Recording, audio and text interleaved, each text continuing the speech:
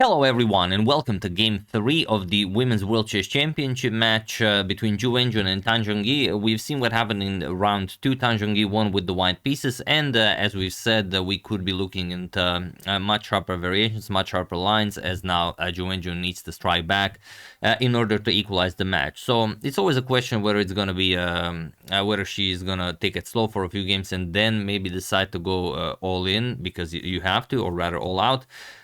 Or will it happen right away and then we're gonna have a trade of wins, so to say, or will we have a sort of a win-win and then maybe 6 draws in a row before we see another win? So you never know what happens. Sometimes it's every game is decisive, sometimes you just get draws. But without spoiling too much, it's really an interesting game, so let's dive straight into it. And before we check it out, also here is a nice photo of the matchup. There you have it, before the game, a handshake happening. Not much going on in the photo. There's Zhongyi has some sort of a red and white cup. No beverage for Wenjun. Maybe she gets it later on. I don't know. We're gonna check out more photos for game 4 and so on. So we'll see what's up with the beverages. But okay, let's see what happens here. We have pawn to e4 by Wenjun and pawn to c5 by Zhongyi. Knight to f3 with pawn to e6, the French Sicilian, and pawn to c4, going for the Maroc type setup. This particular move order is called the Steiner variation. We have knight to c6 and now pawn to d4, transposing into the Kramnik variation of the Sicilian. We have c captures, knight captures. Sorry about that. And it's a pretty casual line that can be played and has been played many times, but almost exclusively knight f6 is played here. Sometimes queen to a5 check, and it's actually a very nice idea for you to win a pawn. Like if you're playing this with black, if you go knight f6 here, if you're playing bullet, or sometimes people will just go captures, and after e5 you will win that pawn with queen to a5 check. It happens so many times. It's hard to even count, but of course not at this level. Here we have bishop to b4 check, and now knight to c3. Bishop to d2 is the main way to counter this, and knight to c3. We could even show it like you're giving the knight on d4 for the bishop on b4, and then black goes bishop c5 with a double attack on the knight. Knight b3 attacks the bishop b6, and let's say knight c3. And you have this very nice setup where, of course, white is always happy. White has excellent control over d5, but the strong dark square bishop on b6 is maybe a reason enough to avoid such a line. So after bishop to b4 check, just knight to c3 and knight g to e7. And there are a couple of games where knight to c2 was played, attacking the bishop. Also bishop to g5 is a known move, but here we have bishop to e2 by Wenjun, and it is now as of move 7 that we have a completely new game. So okay, pawn to d5. As white pretty much avoided the main lines, this gives black the opportunity to strike early with the d5, which is not often the case in the Sicilian. E captures on d5, e captures, knight captures on c6, b captures, and now just castles kingside. We have also castles kingside, and c captures on d5. So c captures on d5 and bishop to f3. Now, once all is said and done, you can see that both players have a bishop pair. Wenjun has, a very, very strong bishop on f3, for the moment preventing pawn to d4. And on the other hand, Zhongyi has, a very strong pass pawn. It's an isolated pawn, but as usual, can be a strength or a weakness. And here, bishop to e6, just nicely defending. It is attacked 3 times, so it makes sense to defend it 3 times. We have bishop to g5, pinning the knight on e7, and now you have to remove one of the attackers, and that is done by playing bishop captures on c3. Hard to figure out any other moves that maybe could be played here. You could maybe go for some activity with rook b8 or queen to b6, but bishop captures on c3 makes sense. The only reason why it wouldn't make sense is that you have to give up the bishop pair, but okay, you will have white's weak c3 pawn at maybe hone in on later, and okay, these are isolated pawns. Maybe you can pick them off one by one. So rook to c8, going after the c pawn, and queen to a4, saying I will gladly give up the c pawn for the a7 pawn, and then Wenjun will have a passed a pawn. So first pawn to h6, either saying, okay, you capture on e7, then once I capture, I also defend on e7, or you go back and then we just consolidate. So that's exactly what happens. Wenjun goes back, keeps the bishop pair, and pawn to a5. Now the pawn is nicely defended by the queen, and you can't really play c4 to add more pressure to that a5 pawn. We have rook f to e1 and rook to c4.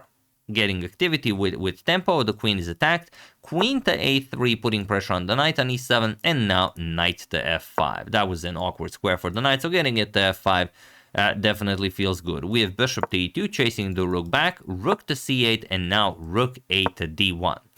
We have queen to d6, offering a queen trade, and queen captures on a5. Now, you could maybe try some other ways of playing this, but the Zhongyi decided to go for the activity and maybe for a nice kingside attack. Queen captures on a5. We have rook to a8, now going after the a2 pawn. Queen to b4, offering a queen trade, and rook captures on a2. And now bishop to f4. Of course, Zhongyi wants the trade to happen on d6, so the knight immediately gets access to c4 and d4, and Wenjun wants the trade to happen on b4, so her backwards c3 pawn becomes a passed b pawn. And here we have queen to c6. You could trade, but if let's say captures and rook b2, you attack the pawn. b5 is just very, very strong. You cannot attack this pawn. You cannot go rook b8. The bishop covers that square, and also the bishop here cannot help because it's needed to defend the d5 pawn. Even if you try to trade them, rook captures on d5 also defends the b5 pawn, so that's not happening.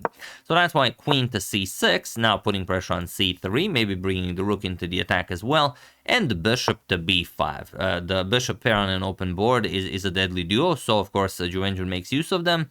Queen to b6, and now rook to e2, offering a trade of rooks, but just rook f to a8, doubling up on the a file. Bishop to d3, again offering a trade of queens, and now look at this, rook to a1.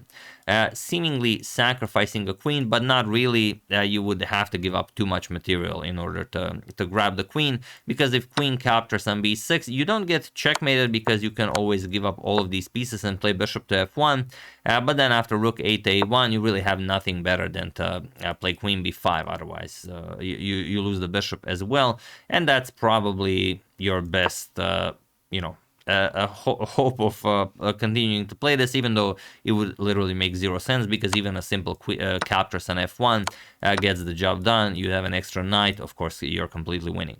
So after rook to a1, we have rook e back to e1, and now rook captures on d1. Rook captures and queen back to d8, declining now, or rather avoiding the queen trade, and adding more support to that d5 pawn, and maybe looking for ways to infiltrate the king side. We have h3, giving the bishop and the king that h2 square. If needed, we have queen to f6, and now rook to e1. So okay, what do you play here? Rook to c8, putting more pressure on that c3 pawn, and now just bishop to e5 defending. The bishop is now beautifully placed here, attacking g7 and defending c3. We have queen g5, now with some ideas of knight to h4. If that can happen, then you're attacking g2. Also, you're threatening bishop captures on h3. So it would be, if you're not prepared to meet this move, could be white could be in serious trouble. But here comes bishop to a6 with an attack on the rook on c8. And now what's the trick here? The trick is that if you go knight to h4, which seems like, why wouldn't you? You're threatening checkmate and bishop captures on h3. Those are some nice threats. The problem is once the bishop comes to g3, and this is the only move, every other move loses for white. But it's not a very difficult one to find, because you just prevent checkmate, and now you're threatening to capture the rook and also the knight here. And even if the rook moves, like you could attack the bishop on a6, the capturing of the knight comes with an attack on the queen, so you are definitely losing material here. So after bishop to a6, we have rook to a8, going after the undefended bishop, and now bishop to f4. Forces the queen off of the g file of the g5 square, queen to f6, and now bishop to b7, attacking the rook. We have rook to d8. Rook to b8, of course, is impossible. The bishop covers that, so rook to d8, and now bishop to c7, putting more pressure on that rook. And now, while you could play rook to d7, it doesn't really do all that much. The bishop is defended, and you can always play bishop to e5, so rook d7. Even though it's the engine's top choice, it's hard to, you know, find a reason why you would play it. And here, rook to f8 by Tan Zhongyi. We have rook to d1, now putting pressure on the d5 pawn, and queen to g5. The problem is it's almost impossible to defend this d5 pawn. How do you, you know, create another defender? You can't really... You can't go to d8, you can play 97. 97 looks like maybe it can be played, but it just looks really weird. Look at this, pawn to c4, and once d captures on c4, bishop to d8. Now the rook is defending the bishop, you're threatening to win the knight, and maybe it can be played something like rook e8, queen b5, attacks the rook goes back, and then you play something. It looks very awkward for black, but you know, awkward is not enough. And why would you give up a pawn? I mean, if it's impossible to calculate. Queen to g5, this looks to be much more promising, but it involves giving up the d5 pawn. So bishop captures on d5, and now the only move that works with this particular set of moves is knight to e3. And okay, again, makes sense. You're putting a lot of pressure on that bishop. Also, you're threatening checkmate. So you have to deal with that. You can't just... you could play f captures on e3. That's possible, of course. But then after captures, black definitely has compensation for being a pawn down. But here we have pawn to h4 first. And okay, where does the queen go to? Not an easy question to answer, especially with 14 minutes on the clock, because it requires you to calculate quite a lot. In the game, queen g4 was played, offering a queen trade. Probably trying to still play for a win, as knight captures on d5 seems to trade down into a very, very quick draw. Point is that either you just trade queens here with captures, or you go for queen captures on f8, which looks very nice, but again, doesn't really do all that much. Captures, knight captures on c7, and you will have a rook versus a bishop and knight. The variation can go further. For example, rook d8, king e7, you will capture on h6, because if king captures, you also get to promote your pawn. So first you have to capture on h6, and now something like rook h8, black goes after the c pawn, white captures on h6, black captures on c3, and you have this position, rook versus knight and bishop. Also, white has 2 pawns, black has 1 pawn. You know, it's equal, can be played probably, and not that difficult to calculate even with 14 minutes. So I imagine queen g4 was an attempt at keeping the game going by Tan Zhongyi, although, you know, it would be a weird decision. She's already up in the match, and you know, a draw with black isn't all that terrible. But yeah, she played queen g4, invested some 4 minutes in this move, and Wenjun trades. We have queen captures, bishop captures on g4, and now rook to d3. Putting pressure on the knight on e3 twice, and now knight captures on d5, rook captures on d5, and rook to a8. So this is, you know, one of the problems when you play actively and you sacrifice a pawn. If the activity, you know, goes away, the extra pawn remains. And while it's still very much playable, it's still an extra pawn. So okay, let's see what happens. We have bishop to b6, bishop to e6. Now you have to create some sort of a barrier here against the c pawn, and hopefully, you know, just call it a day. Bishops are of the opposite color. Seems like you're on a good way to do so. We have rook to d6. And now king to f8. We have bishop to d4, putting pressure on g7, king to e7, attacking the rook, so it doesn't matter that the pawn is hanging for the moment. We have rook to b6, and now pawn to g6, with the idea of pawn to h5, and then you have everything on light squares. Wenjun has a dark square bishop, so you have no worries there. King to h2, we have pawn to h5, king to g3, and now rook to a5. Now you can see that Wenjun, of course, is still playing this for the win. She's waiting to see what to do with the pawns. First, activate the king, and then decide whether, okay, you're going to put the pawns on dark squares, or you're going to go for some sort of a breakthrough with f3 and g4. We have king to f4, king to d7, and pawn to g3. We have rook to f5 with check, king to e3, and rook back to a5. So this is now basically a position where Tan Zhongyi can just wait and see if Wenjun will push or not, and that's pretty much it.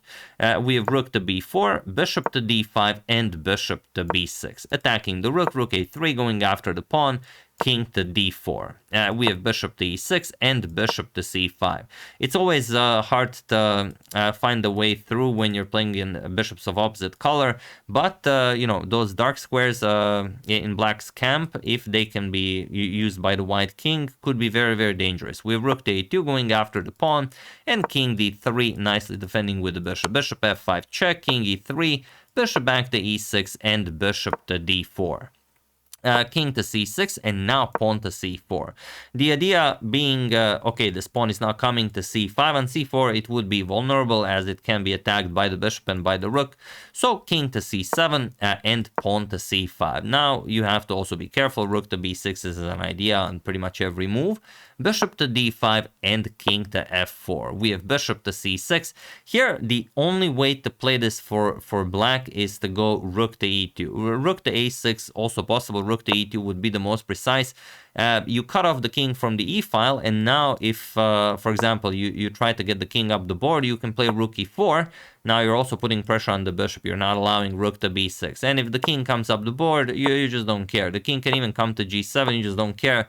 There's no way for white to break through here. However, in the game, bishop to c6 was played, and this is now much different. We have king to g5, and now the problem is the same setup of going bishop to d5 followed by rook e2 no longer works here, because you allow rook b6, which wasn't an option in that line. The bishop on d4 was attacked, and here if you try to, you know, just create a same sort of a barrier or something, there's no way to do it. For example, bishop to e3, what do you play?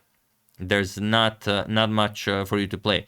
You could move the bishop, something like bishop to c4, which isn't all that great. And if you go bishop to e6, you can even win right away with rook captures, and then you just gobble up all of the pawns. And the bishop here controls all of the dark squares, so the rook is absolutely useless. You will capture this pawn as well, and then just push pawns to victory. So that bishop to c6 was definitely a blunder. We have rook to a4 offering a rook trade, and now bishop to e5 with check, king to d7, and rook back to b2, of course avoiding. We have king to e6, and now bishop to f4. We have rook to c4 putting pressure on c5, and bishop to e3 just defending. And now black has to be very, very careful. If you move the king, then the white king comes up the board. Rook to b6 is coming, and it's just a very, very hard position to play. We have king e5, rook to b8. Now you can go after the black king from behind, bishop to d7, and now rook to d8. First attacking the bishop, bishop to e6, and now rook to d6. One of those two dark squares will definitely be used by the rook. Rook to c2, and now king to h6. We have king to f6, which sort of completely locks out the white king out of the game. But not really. As you'll see, we have rook to d1, rook to c4, and now rook back to d6. We have rook back to c2, hoping for a repetition, but Wenjun says nope, bishop to d4 with check. We have king to f5. You could also go king to e7, but it doesn't help all that much. King to f5 was played, and now look at this. Pawn to f3, beautifully played, and look at this. All of the squares around the black king are occupied by white's pieces. Not the squares themselves, but they are being controlled, and there's just no way for black to handle this. Whatever you play, it will give somewhere. Rook to c4, putting pressure on the bishop, but you know, without any real threats here. We have pawn to c6, rook back to c2, and now king to g7. And here pawn to g5. The reason why pawn to g5 was played is because you just don't have the luxury of waiting with rook c4, rook c2. If you try rook c4, then look at this. Bishop to f6, and now what do you play? For example, rook c2, rook to d4. And how are you stopping rook f4? That's going to be checkmate. You can give up the bishop, or you can maybe free up the e6 square for your king, but then rook e4.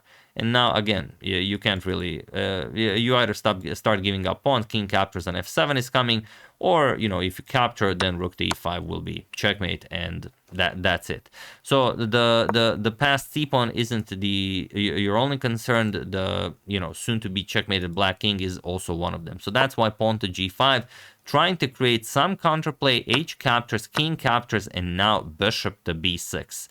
Here bishop to f6 check was better, but I imagine with 2 minutes on the clock, she saw the winning idea, so she decided to not to go for king f5 and rook to d4, which is, you know, just crushing. There's, you know, nothing you can do here. Black will have to give up too much material or just get checkmated. So after king g5, bishop to b6 was played, king to f5, and now pawn to c7. And the question is, how do you queen the pawn? Well, let's see. We have rook to c3, bishop to a5, rook to c5, and now rook to a6. We have rook to c4 and king to f8. The king now also comes to help out the pawns. We have bishop to d5, putting pressure on f3, king to e7. We have pawn to h4. And rook to f6 with check. We have king to e5, and now g captures on h4. Bishop to e6, okay, you're controlling c8, but now there's also the problem of the passed h-pawn, and that rook can never move. Otherwise, well, up until bishop to e6, it couldn't really move, because pawn to c8 will also come with promotion. So h5, getting the pawn out of harm's way, and now rook to c5. You could also now go for rook to h4, but, I mean, of course, you see what the idea is. We just remove the defender of the c8 square, and you queen the pawn on the next move. So after h5, rook to c5, attacking the bishop, but now the bishop no longer matters. Just pawn to h6. Two passed pawns are simply too much. Bishop to c8 was played. There's no reason to play that, but there's no, you know, you could just resign here, and pawn to h7, and it was in this position on move 87 that Tan Zhongyi resigned the game, as there is nothing more to be done here. So after a draw in round one, or rather in game one, Tan Zhongyi winning game 2 with white pieces, Wenjun strikes back in game 3 with white. So the score is now equal, and we will see what happens in game 4. But definitely a nice attempt, and you know, pretty awesome line in the Sicilian, or completely new game already in move 7. And like I said, you know, yes, you can give up a pawn for activity, but if you lose activity, you're still down a pawn. And although, you know, it's still a draw, yes, everyone knows it's a draw, but it's always better to, you know, if it's a draw, you know, you want to be the one who has the extra pawn. You know, it can be a draw, but let me have the extra pawn, and that is you know, always good. So yeah, very nicely played by Wenjun. There's nothing really to explain here. Next move, h8, you get a queen. So whatever you play, you could grab a bishop, h8 queen, and that's it. The bishop is hanging, all sorts of nasty discoveries being threatened here. This is you're getting checkmated in a couple of moves. So yeah, that's the game. Hope you guys enjoyed it. Very nicely played by the reigning world champion, Wenjun. I would like to thank Peter Van Dulst, Derek King, Charles Benjamin Flynn, Diane Schwartz, and Ilya Maltsev for your contribution to my channel. Thank you a lot. I really appreciate it. As usual, you can check 2 of my previous videos here. Thank you for watching, and I will see you soon, continuing to check up on your wonderful suggestions and whatever else happens in the chess world. Thank you all. I will see you soon, and have an excellent rest of your day.